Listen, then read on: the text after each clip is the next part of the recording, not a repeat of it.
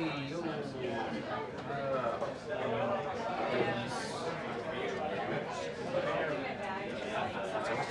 it gets like it's different.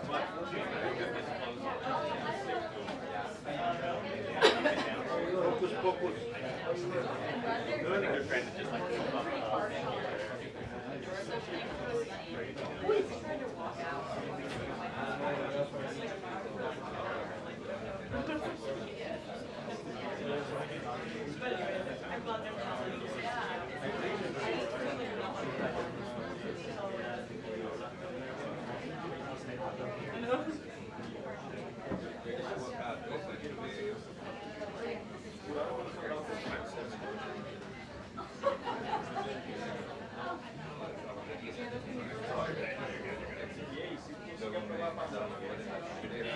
I don't care, whatever.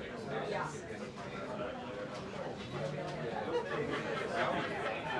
I like that. Oh, yeah. Trying to look out. How are you? Oh, Super? super, and then followed by Wow. Yep. super and dude. I don't know if I've gotten to super yet. I think you'll do it. Thanks. I think you'll get there. I like your face. Hey, listen. All we have is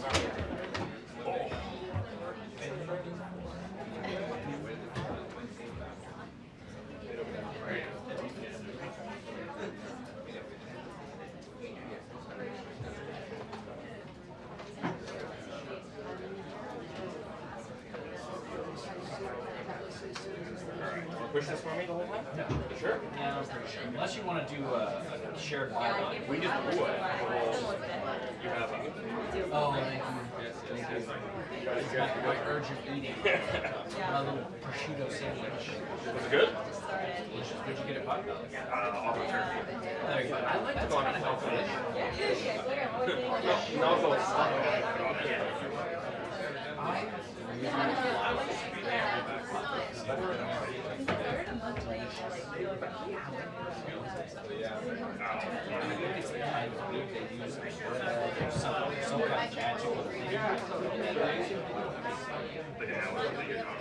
Possibly. Some kind of, but it doesn't change from sandwich to sandwich. So that's why. well, I like the bottle. I've never seen it in other places, but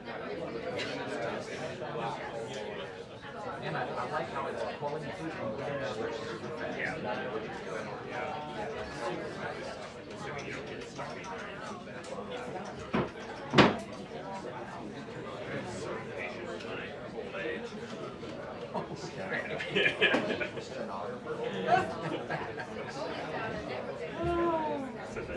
Kevin turned 42 the day before yesterday. I'm like, wow, 42. Things were just getting started. Who was? 42. Who's Lamar? No, Kevin Deach. Oh, Deach. Mark is older. Yeah. How old is Lamar? How old is Lamar? Huh? Oh. Oh, you're... How old is Lamar? I would say he's got to be. You think he's 60 already? I know that's what I thought maybe like 60. No,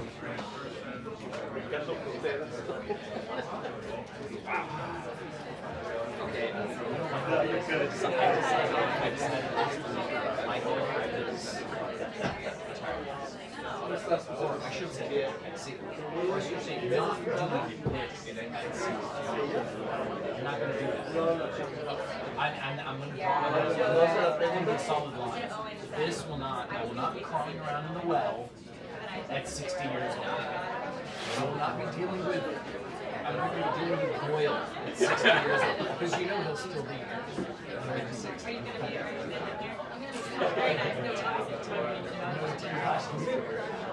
Yeah. No doubt about it.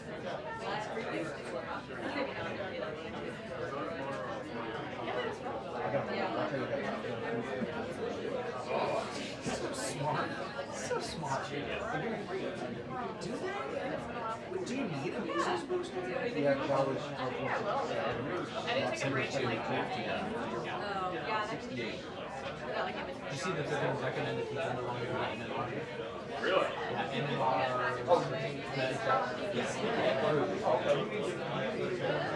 Lumps and rubella.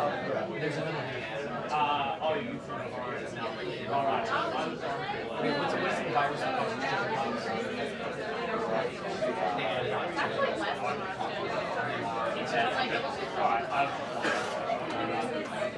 In the market.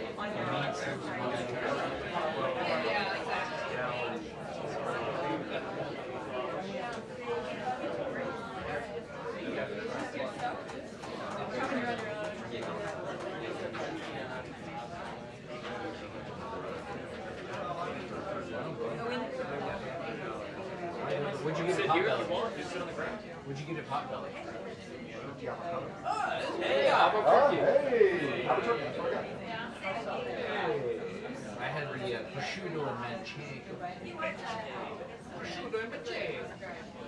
I had that with Oh, yeah, Devin. that's just like Delicious. So, Yeah, they're good. yeah, I know what that's like. I don't either. I'm not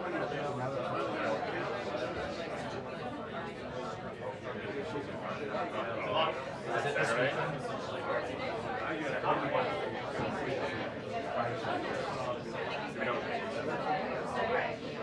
She's not leaving the house.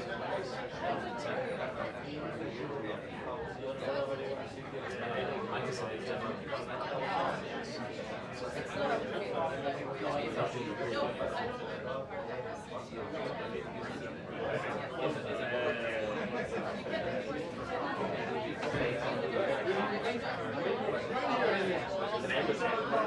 Well, theocracy is any indication of faith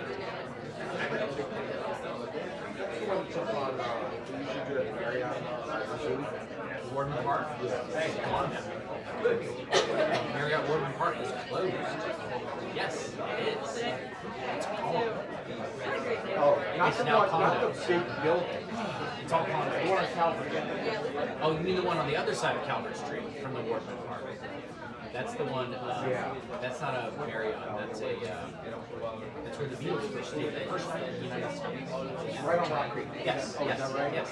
The first night they've ever stayed in the United States. It is. What's it called? I can't remember. You're looking at March. Yes, that hotel is a good one. They have a display. You go and cover anything there. Go into the hallway on the right, and they have a display in there about the Beatles stay. That was the same day that Dennis Brock photographed them. He was off the plane at National Airport.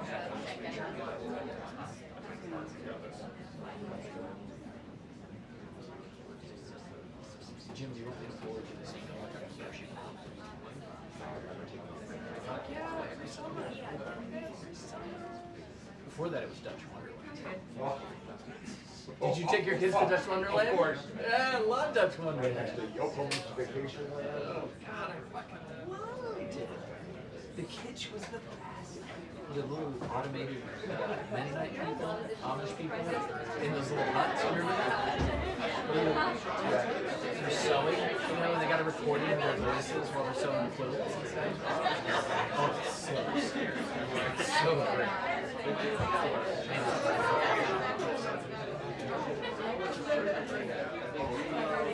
Yeah, if you have kids, I'm gonna. If and when you have kids, bud. On the shore. On the shore.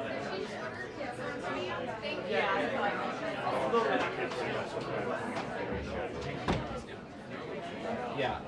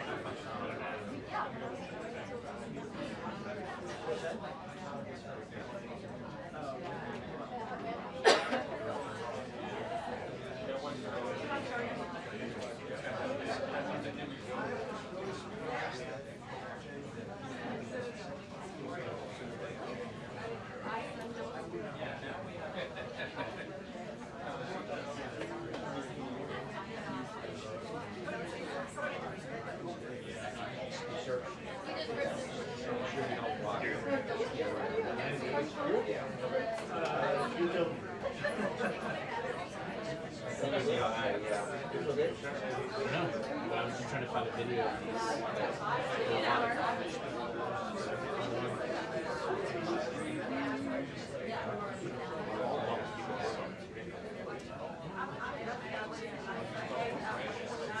So they go into these huts. Inside the hut, they have large, various locations. One of them is a wagon shop, and so it's all Dutch vintage poison. And they laid over it, and they did a lot of it so much salt. And then over it, you hear their conversation. Because they know conversations, and you type them on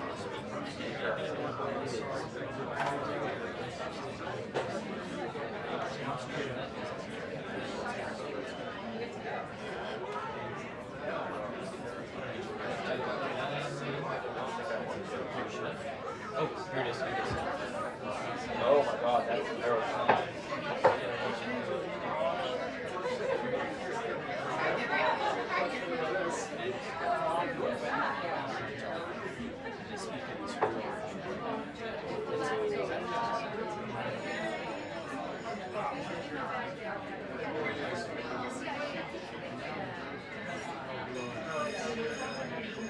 Is that Karoline?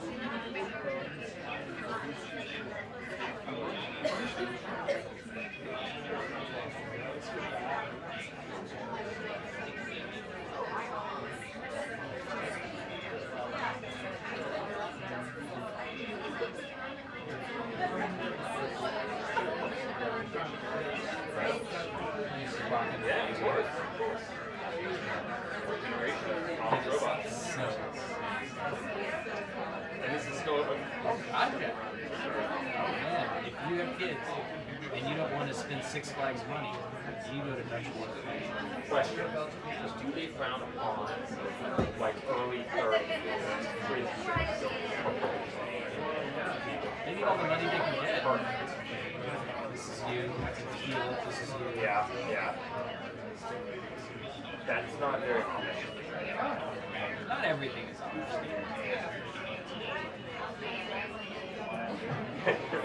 Good fact check. My kids love the cars.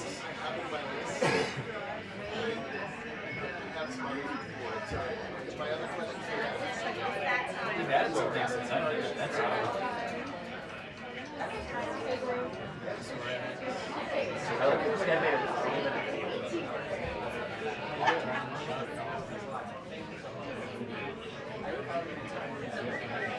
Yeah.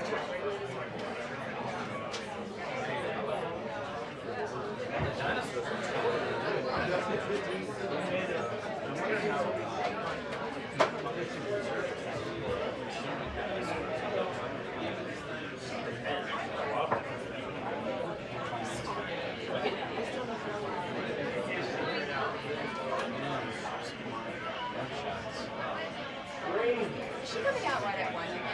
Swanee! She's out right at 1. Okay. I'm really so happy.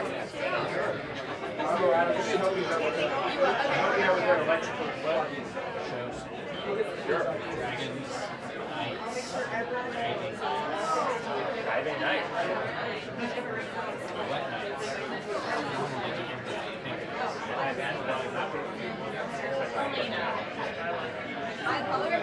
Oh, yeah, great.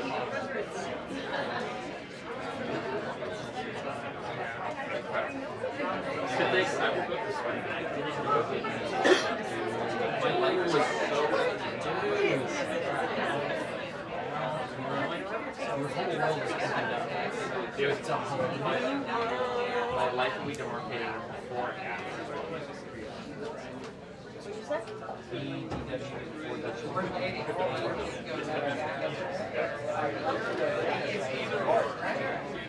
Animal? Raised by wolves? Not from the outback.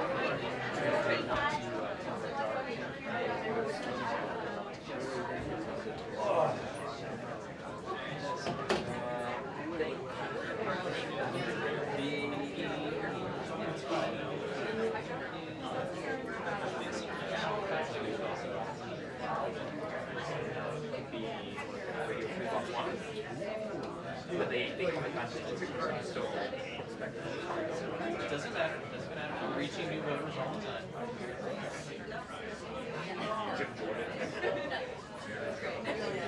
It's like a time with water hat, you know? We would be wearing a jacket. Yeah, then we really would put it over here. Yeah. Jacket would be better disguised than the hat. How do you tell the time of this? Is it a rotating crystal? Is it a So magnifier? it's, What's the time? yeah. One. So it's like 3 times a second. But it's going to be a lot of hats. It's quite difficult to Like Dutch Wonder. Now It is a conversation.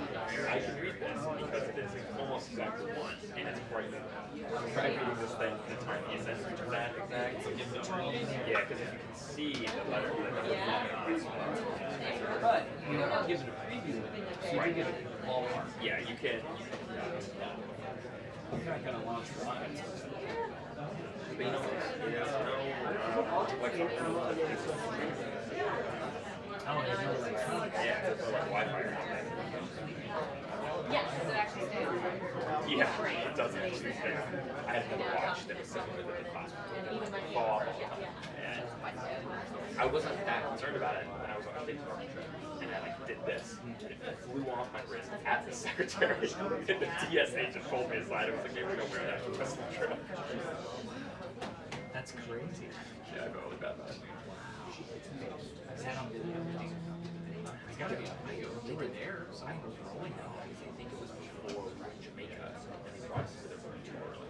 Hi, John. It's Sarah. Good to see you. The White House press briefing room is packed today, and the press office is expecting a lot of questions about the Iranian strikes, as they should, because there was a massive dump of information from the Pentagon today, and also some intelligence that was shared by the president himself on Truth Social today, specifically about those trucks that were seen in satellite imagery outside of that nuclear site in Fordow, tearing apart Iran's allegations that they were able to move that enriched uranium away from that site several days before those strikes happened. The president saying that's simply just not possible. They are in full court press mode here, trying to push back on that leaked information earlier this week. Then there is also this search for the leaker.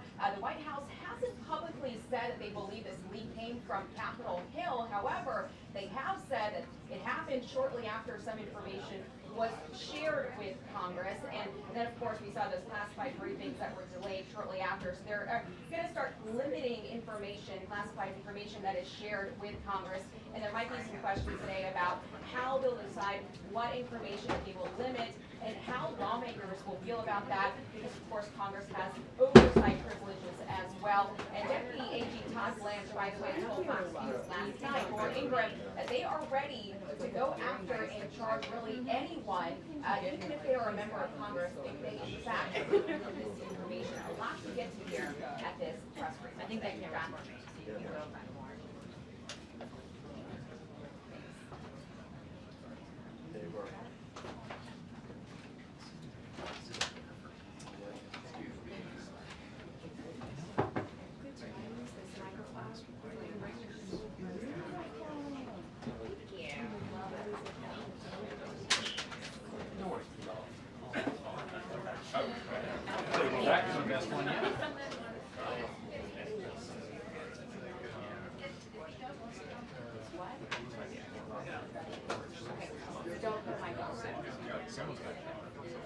Because you know they found the leak from the Supreme Court.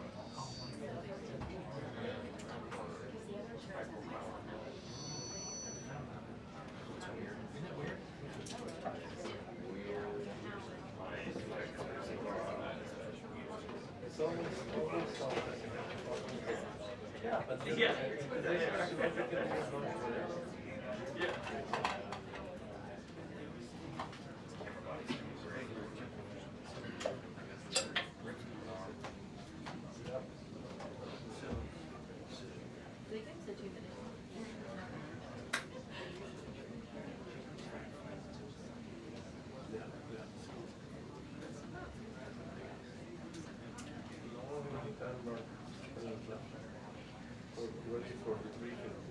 Take care, man.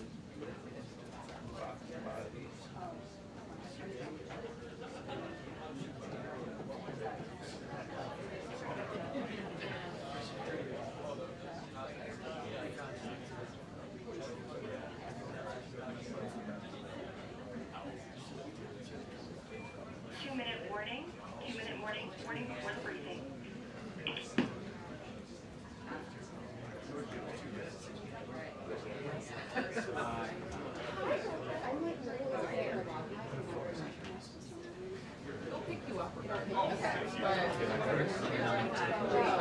There you go.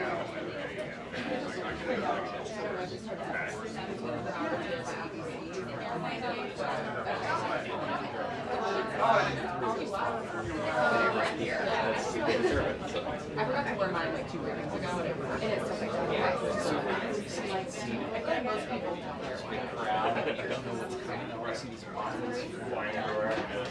Shit. Finally, the last one like flung out of the blue, and there it is.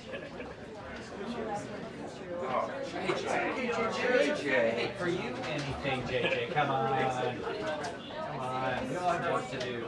Come as early as we can.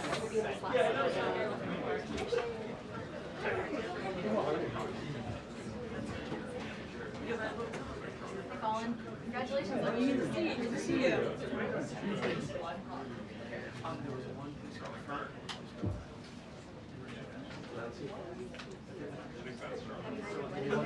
In May. In May? Yeah, we just Where'd you got go? back from Portugal like a month ago. Oh, that's amazing. Awesome. So great. Yeah. You're doing great. Yeah, so thank you. Yeah, it's been good. It's been good.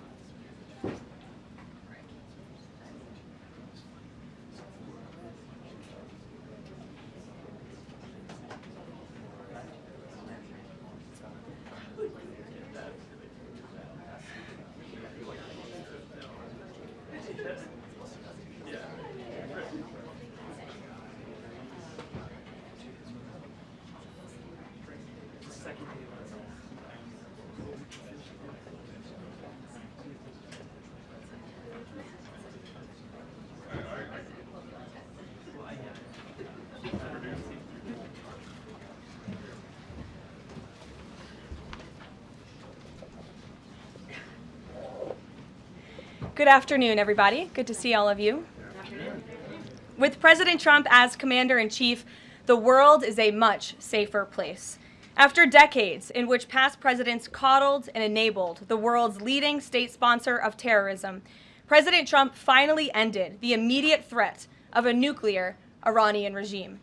Following President Trump's command, the most powerful military in the history of the world executed massive precision strikes on 3 of the Iranian regime's key nuclear facilities. The objective of Operation Midnight Hammer was to destroy the regime's nuclear enrichment capacity and stop the grave nuclear threat posed to the United States, Israel, and the rest of the free world. The mission, which will go down in the history books, was an overwhelming success. Secretary of Defense Pete Hegseth and the chairman of the Joint Chiefs of Staff Dan Raisin Kane covered the operation in great detail at their briefing this morning at the Pentagon, and I encourage every American to watch it. As President Trump has said repeatedly, the United States of America has the greatest, fiercest, and bravest armed forces ever to stride the face of this earth, and we couldn't be more grateful and proud of our nation's warriors. The Iranian regime was weeks away from being able to produce a nuclear weapon that would threaten the entire world before President Trump took this decisive action on Saturday night to obliterate their nuclear capabilities. The contrast in leadership could not be more clear. Barack Obama and Joe Biden sent pallets of cash, American taxpayer dollars, in a failed attempt to buy the Iranian regime's compliance with a weak and ineffective deal. President Trump sent a fleet of American warplanes to destroy Iran's ability to produce a nuclear weapon. The United States and the entire world are safer because of this president's decisiveness. Despite agenda-driven leaks by the fake news media aimed at undermining this incredible accomplishment achieved by President Trump and our brave fighter pilots, there is broad consensus emerging already that Iran's nuclear capabilities were indeed destroyed. The United States, Israel, the United Nations, and even Iran all agree they can no longer build a nuclear weapon. So why did the president immediately turn to obliterating after the Iranian nuclear threat? Securing peace. Within 48 hours of the devastating strike, President Trump and his team brokered a historic ceasefire between Israel and Iran and officially ended the 12-day war. The Middle East is now shifting away from chaos and bloodshed and moving toward the beginning stages of a new era of peace and stability that President Trump has long called on them to achieve. This was unthinkable at this time last week, and this is what peace through strength looks like. Under President Trump, America will relentlessly advance our interests without being dragged into endless wars. His fearless leadership guarantees America is once again respected across the world. Just look at what he was able to accomplish at the NATO summit in the Netherlands. Many of you were there. Our allies agreed to invest 5% of their GDP annually in defense because President Trump demanded it. This will be the most significant reinforcement of NATO's collective defense in the history of the NATO alliance. And as a result, the United States of America will carry less of the burden, and our NATO allies will be stronger than ever before. As NATO Secretary General Rutte put it, for too long, one ally, the United States, and our taxpayers, I may add, carried too much of the burden of that commitment. And that changes today. President Trump made this change possible. We will produce trillions more for our common defense to make us stronger and fairer by equalizing spending between America and our allies. This is the Trump effect. This is what the president meant when he declared that America is back. Now, back here at home, Americans are paying much cheaper prices for gasoline this summer, as both the Wall Street Journal and the New York Times pointed out today. Here's how the Wall Street Journal put it. Hitting the road this summer won't bring as much of a big hit to your wallet. The national average for a gallon of regular gasoline is about 23 cents cheaper than this time last year. Analysts say plentiful supply is expected to keep prices down in the coming months. These are the cheapest gas prices at this point of the summer since 2021. And despite all the doom casting from liberal pundits, oil prices on Tuesday were lower than before the Israel-Iran conflict began. As President Trump continues to unleash American energy, our country will have even more efficient, reliable, and affordable energy to protect our national security and fuel our people. Later this afternoon, here at the White House, the president will host a One Big Beautiful event in the East Room to rally Republicans to get the One Big Beautiful bill across the finish line. At that event, he will be joined by everyday Americans from across the country who will massively benefit from the common sense policies and provisions within this bill. This is the largest tax cut for working and middle-class Americans in history, and it's going to put more money into the pockets of hardworking Americans. Families will see an average increase in take-home pay of more than $10,000 per year. Americans earning between $30,000 and $80,000 per year will see a 15% tax cut. Overtime and tipped workers will save thousands of dollars annually. And our amazing seniors will receive historic financial relief by reducing the tax burden on their Social Security benefits. Simply put, this bill is going to unlock the golden age of America. And we look forward to continuing to work with the Senate and the House to see this bill on the president's desk for signature by Independence Day. Here in our new media seat today, we have Colin Anderson with the Washington Free Beacon, who will kick off our question and answer. Colin, go ahead. Thank you, Karoline. We reported yesterday on a briefing from the Israeli defense minister in which she said the U.S. and Israel are working together to monitor any attempts from Iran to rebuild their nuclear program, and also that if Iran was to do so, the U.S. and Israel would work together to once again destroy that nuclear program. Is that aligned with the president's thinking? Look, the president, as I said in those opening remarks, Colin, and thanks for being with us today, views the Middle East on its way to peace and prosperity.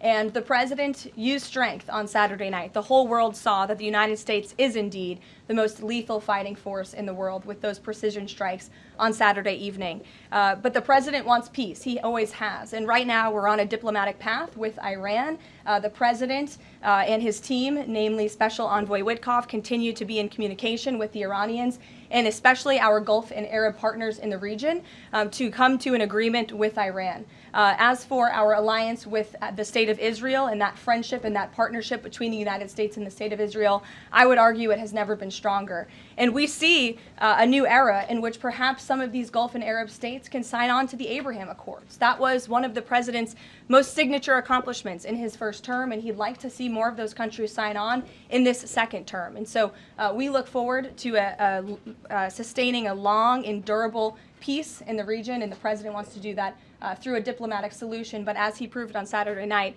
he's not afraid to use strength if we need to do it. Gabe. Thanks, Karoline. The president mentioned in a Truth Social post that no enriched uranium was moved from Fordo. What about the other two sites, Isfahan and Natanz, and how can the president be so sure that no uranium was moved?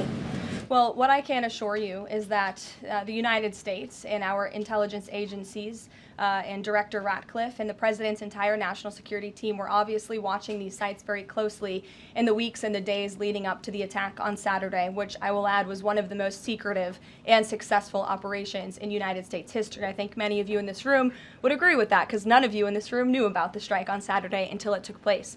So we were watching closely, and there was no indication to the United States that any of that enriched uranium was moved prior to the strike. From any of the sites? Correct. And then one more thing, Karoline.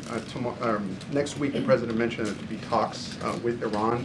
He didn't mention any details, and Iran has not confirmed them. Can you share any details about any potential talks next week? We don't have anything scheduled as of now, but I spoke to our Special Envoy Witkoff at length this morning, and I can assure all of you we continue to be in close communication with the Iranians and through our intermediaries as well, namely the Qataris, who have been an incredible ally and partner throughout this entire effort. And as I said, this administration is always focused on diplomacy and peace, and we want to ensure we can get to a place where Iran agrees to a non-enrichment civil nuclear program. And there are many other requests that the United States has. Those details continue to really, they're just starting. Of course, the operation was just on Saturday night, but we are in touch. And if there is a meeting, we will let you know, as we always do. Brian. Thank you, Karoline. It's two, one on trade. On the July deadline that's coming up for the trade deals, is that deadline still hard and fast for the president, or is he now considering even coming to trade deals after that deadline, and where is he on that going forward? I think the president has been asked this quite a few times by many of you in the media. I've heard him answer it at press conferences and at gaggles. He just spoke about it on Air Force One. The deadline is not critical. The president can simply provide these countries with a deal if they refuse to make us one by the deadline, and that means the president can pick a reciprocal tariff rate that he believes is advantageous for the United States and for the American worker, and he will continue to do that. But as for the deals, our United States Trade Ambassador, Jamison Greer, I speak to him frequently. He's working very hard, and he has had very good and productive discussions with many of our key trading partners. And on the One Big Beautiful Bill, there's conversations on the Hill right now about the Medicaid cuts. I'm curious, if the final bill that the president's been talking about comes to him and it has Medicaid cuts in it, will he sign it, or would he rather just Congress do away with those cuts? I think our friends in both the Senate and the House know exactly where the president stands on Medicaid. He wants to get rid of the waste, fraud, and abuse, and they are working to do that in the Senate right now. Jennifer. Follow up on that, on the Big Beautiful Bill, is there enough time for Congress to work through the issues it needs to work through? I'm saying, does the president need to move back his deadline a little bit? We expect that bill to be on the president's desk for signature by July 4th. I know that there was a ruling by the Senate parliamentarian this morning. Look, this is part of the process. This is part of the inner workings of the United States Senate, but the president is adamant about seeing this bill on his desk here at the White House by Independence Day. And then on Israel, is there a date set for the Prime Minister to visit the White House yet? Is he coming in a couple weeks? There isn't a date, but the Prime Minister has expressed interest in coming to the White House to meet with the president and come to Washington. The president is obviously very open to that, but we don't have a date. When we do, we'll let you all know. Kate. The president suggested he was open to sending more Patriot air defense missiles to Ukraine. Is that going to happen, and were there any other assurances that he made directly to Zelensky when they met? I'll let the president speak on that. That was a private conversation between he and President Zelensky, but the meeting was a good meeting, and it was a meeting towards progress, and the president, as he said, repeatedly wants to see this war come to an end, but I'll let him speak on that specific And point. Witkoff yesterday suggested that there would be more countries signing on to the Abraham Accords. What's the timeline on that, and which countries specifically is the administration looking to have sign on? Well, the president is certainly hopeful that more countries in the region will sign on to the Abraham Accords. Again, we want to see a long, withstanding, endurable peace in the Middle East, and that's the way to do it. And when the president met with the new president of Syria, that was one of the requests that he made for Syria to sign on to the Abraham Accords. I don't have a timeline for you, but this administration wants to see that happen, and our partners in the region should know that. Rachel. Thanks so much. Just to follow back up on the meeting that the president mentioned about wanting to have this meeting with the Iranians next week. Clearly there's a willingness here from the administration to want to meet with Iranian officials. What is the holdup here in trying to schedule it? Are you experiencing any resistance from the Iranians? No, have some patience. We just had this strike on Saturday night. The president secured a ceasefire. A lot has happened in the last week.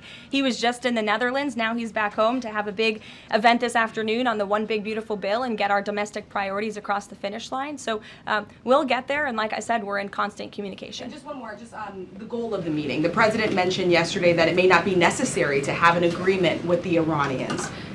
What is the purpose, what would be the goal of this meeting? Again, to continue moving forward towards a long-standing peace in the Middle East. Jordan. Yes, Karoline, thank you. So the president had some harsh words for both Israel and Iran on Tuesday as he was departing from the NATO summit after they both violated the ceasefire. He said, what's your response to Americans who are worried the peace isn't going to last and think that Israel is trying to plunge us into another endless war on their behalf? I think the fact that the president was able to successfully negotiate a ceasefire when nobody thought that was possible, it was a surprise to everyone in this room, it was a surprise to the world, but the president got it done because he wants to see peace in this world. He does not want the United States to be dragged into these conflicts. Again, he's not afraid to use strength if he has to, but the president has already proven he can put America first and deliver on peace at the same time. They're not mutually exclusive goals. And then one more. After Kari Lake, she testified in the House Foreign Affairs Committee on the waste, fraud, and abuse and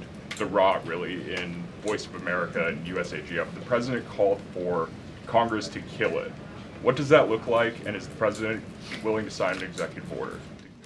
Well, I believe that that action would have to be legislative through Congress, and the president directed Congress to get that done in his Truth Social post yesterday. If there is any executive action that can be taken to cut some of the waste, fraud, and abuse or do away with the program entirely, I'm sure our great Deputy Chief of Staff, Stephen Miller, is already looking into it, and if it can be done, it will be done here at the White House, but Congress should act as well.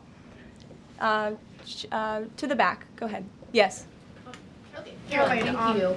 The administration To the back, and then Carrie, I'll come to you. Yeah, the administration said that the DIA report was low confidence intel. Can you share what other assessments are currently underway to get to the bottom of just how effective these strikes were?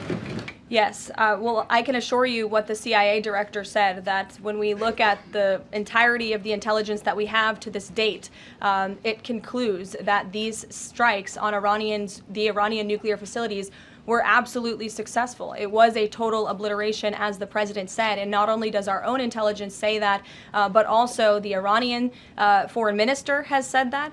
We saw Israel conclude the same thing based on their own intelligence. We also had the United Nations say that as well. So I think the only other time the United Nations, Israel, Iran, and the United States has agreed on something is that the sky is blue, but they all agree that Iran's nuclear facilities were completely demolished. And I would just like to reemphasize, you mentioned this was a low confidence preliminary intelligence assessment. And the entirety of that assessment was not leaked to the media. Only tidbits of that assessment were leaked to CNN. And we have seen this playbook run before, where you have people in the intelligence community, or perhaps on Capitol Hill, we don't know, but I believe the FBI is investigating to find out who that leaker was, because it's illegal, and they should be held accountable for that, leaked bits and pieces of an intel assessment to push a false narrative. And it's to the same reporter, I will add, Natasha Bertrand of CNN, who has done this in the past. In 2020, it was Natasha Bertrand who had 51 intelligence analysts falsely lie to her, but she still put it on paper for some reason,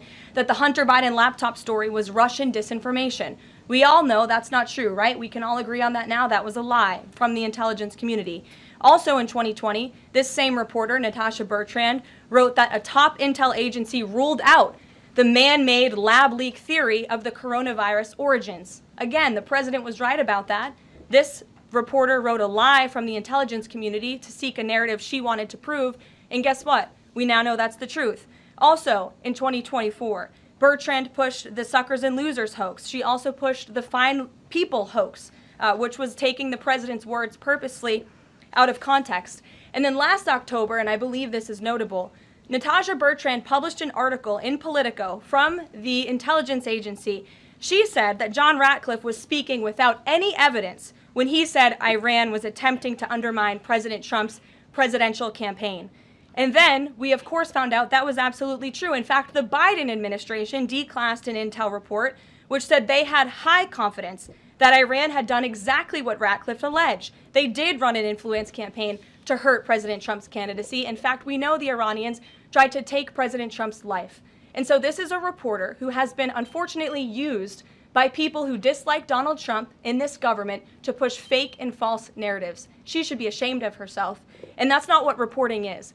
Journalism is trying to find the facts and the truth. And this week we saw this same reporter being used to push a fake narrative to try to undermine the President of the United States, and more importantly, the brave fighter pilots who conducted one of the most successful operations in United States history. And I think the American people fully know that this operation was a complete and total success.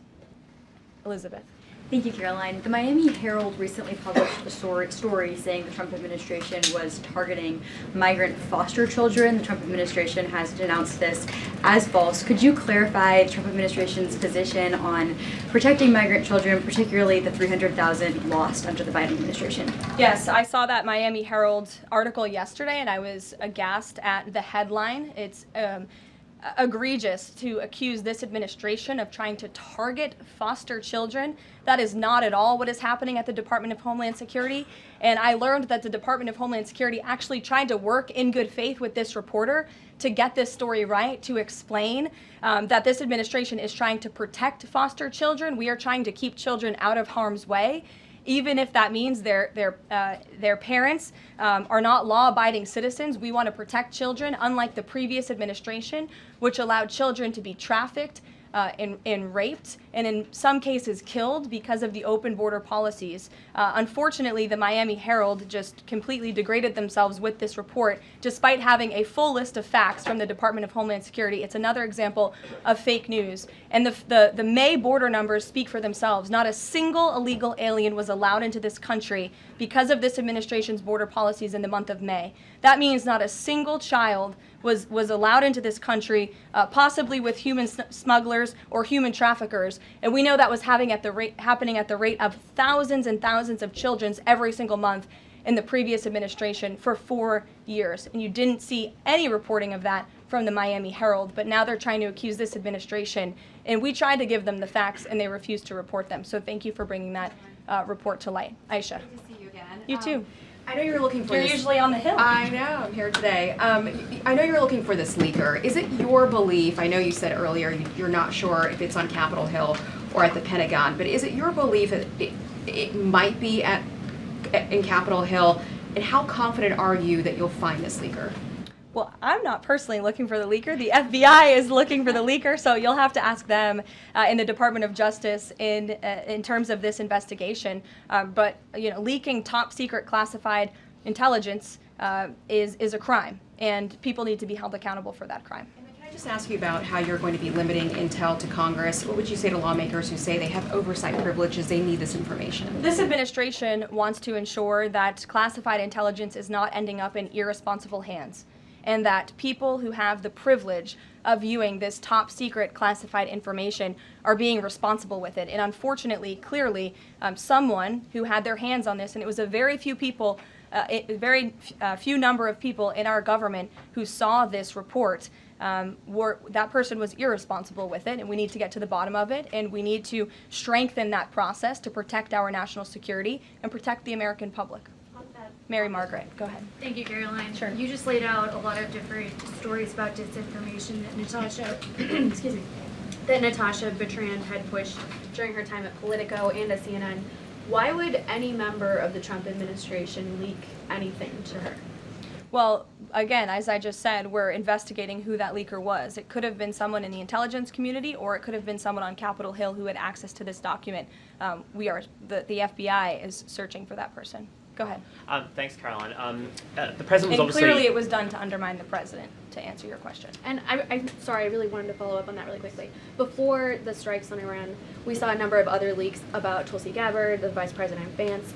Is there an effort to divide the president's team when it comes to these leaks and which reporters they choose?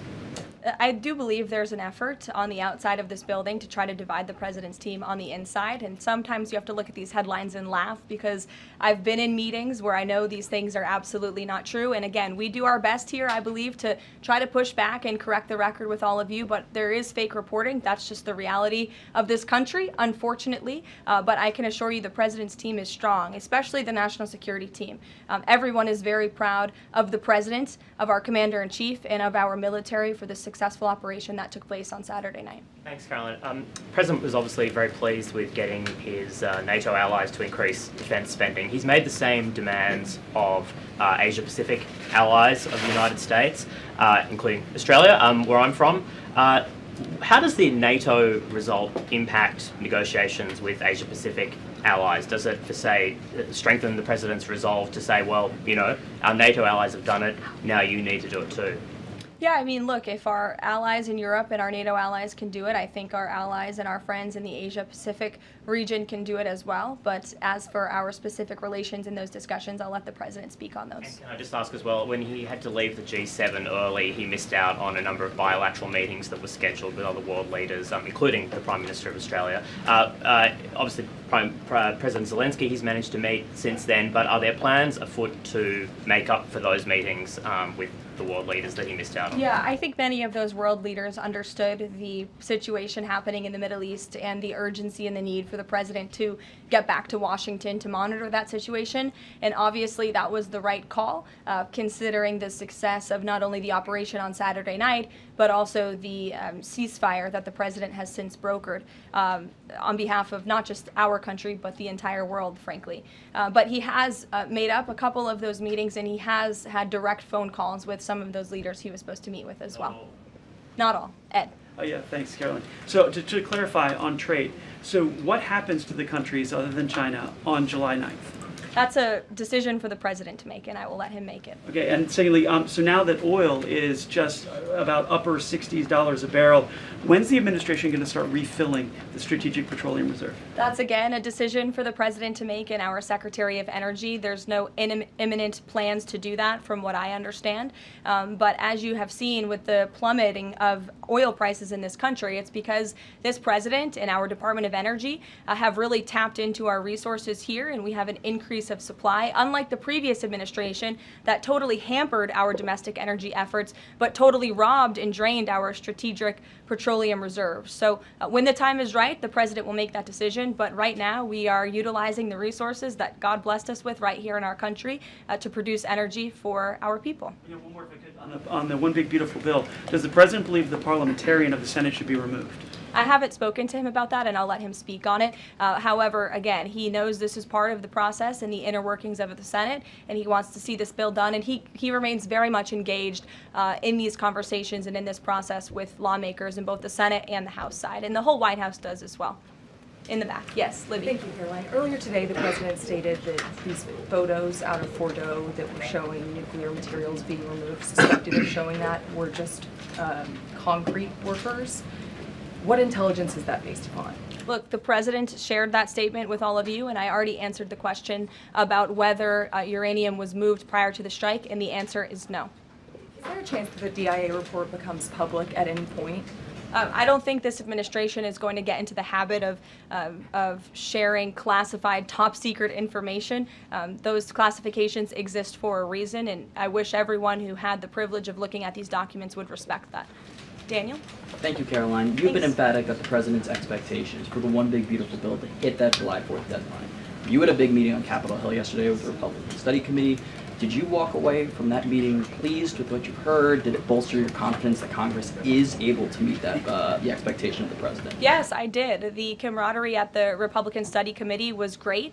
Members, expressed, their feelings about the bill, but as we saw, the bill passed through the House despite many people believing it could not. So the House is ready to receive this bill back from the Senate so they can pass it and bring it to the president's desk. So it was a great meeting, and Republicans are very unified. And we also talked about the mayoral race in New York City and how the victory of the Democratic primary candidate really shows how far left and unhinged the Democrat Party has become. And Republicans truly are on the right side of every issue in this country. We are on the side of no men in women's sports, on the side of low taxes, secure borders. So that was the topic of discussion, and the unity was strong and the camaraderie was high, and I know everyone looks forward to being here at the White House for the bill signing next week.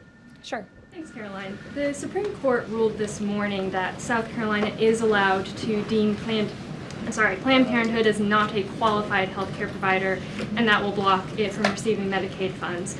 Does the White House have a statement on that ruling, and would the president support a standalone bill from Congress to defund Planned Parenthood at a federal level rather than letting each state determine it? I'll let the president speak on that legislative priority, but as for the Supreme Court ruling, the president has always maintained that Americans should not be forced to violate their conscience and their religious liberty by having their tax dollars fund abortions, and we're glad the Supreme Court ruled on that side today, or yesterday. Then on Iran, but on a domestic matter, in January, President Trump revoked security details for several former administrations, including Mike Pompeo, Mark Milley, and John Bolton. Given the heightened tensions with Iran right now, is he considering restoring those security details? That's not under consideration right now. Fran. If I could follow up on trade, and then I have a question about the bill as well. Are you saying at this point that there's no plans to extend that July 8th and July 9th deadline? I mean, especially with everything that's been going on from Iran to the tax bill on Capitol Hill, is that under consideration at all at this point? Perhaps it could be extended, but that's a decision for the president to make. And as far as the bill itself goes, since the president has been back, what has he been doing beyond the event that he's having later today to try and get wobbly senators on board? Is he making phone calls, twisting arms? Is he having some people over to the White House? Can you tell us more about that effort? There have been meetings at the White House this week. I saw some senators rolling out of the Oval Office the other day, and the president remains on the phones talking to his friends in the Senate when necessary, and when they call, he picks up the phone. And I think that's why they greatly trust and respect his leadership. And we're having that big event later this afternoon at 4 o'clock. I would encourage you all to tune in. We're going to have some great everyday Americans who are in attendance. We'll have some tipped delivery drivers. I think we're going to have a barber from the great state of Arkansas here in attendance. We're going to have some law enforcement officers, some Border Patrol agents, and Tom Homan will be speaking as well. So the point of this event is to show the American people how this bill works for them and how there are provisions in this bill that will change their lives. Can you tell us which senators you saw rolling out of the Oval Office? I'll let the president speak on that if he wish. I don't share details about his private meetings without his permission. Emily, go ahead. Today, the Justice Department announced it was opening an investigation into employment discrimination at the University of California, alleging they had race and sex-based quotas. Federal law bars hiring somebody based on their race or sex, but do you also object to universities working harder to make sure they have a diverse group of candidates to consider, and do you expect more investigations like this from DOJ? I have not seen that investigation from the Department of Justice, but I can certainly check in. What I can tell you, it's the position of this president that we want to restore a merit-based society and culture in the United States of America where people are not hired nor are they promoted based on their color of their skin or their gender. The president wants people to be hired in the workforce because of their merit and their skill, and I think most Americans agree with that. I'll take one more. Carrie, because I promised you earlier. So the Ayatollah Khomeini came out and said that Iran will, quote, never surrender to the U.S. That being said, what remains to do with the possible responses from Iranian proxies in the region and even in the U.S.? Look, we saw the Ayatollah's video, and when you have a totalitarian regime, you have to save face. I think any common sense, open-minded person knows the truth about the precision strikes on Saturday night. They were wildly successful, and it's what led to the ceasefire agreement between Israel and Iran, which the president is very grateful for. And the United States of America remains prepared to defend our assets and our personnel in the region. And again, I would just emphasize the success of the strike that took place on Saturday night, and the world is a safer place because of it. Thanks, guys, for coming today, and you'll see the president at 4 o'clock. Thanks.